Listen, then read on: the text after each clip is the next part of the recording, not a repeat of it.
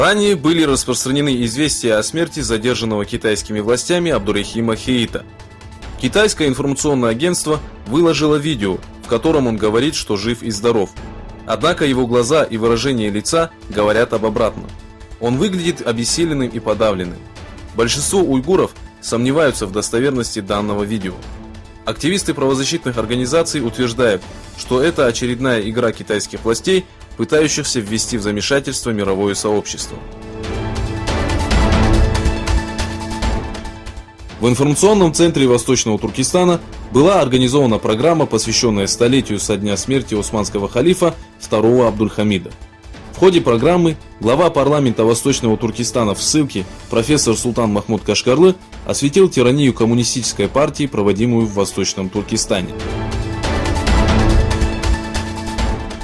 В турецких городах Кония, Айдын и Стамбул прошли протесты против геноцида в Восточном Туркестане.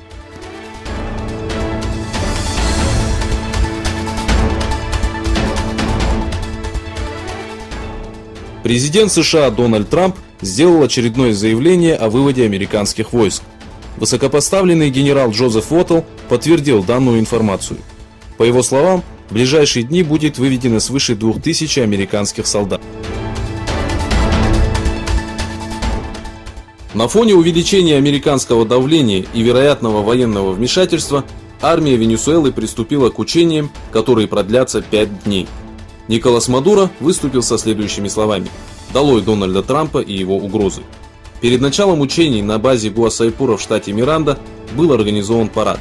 На параде присутствовали президент Мадуро и министр обороны Владимир Падрино Лопес.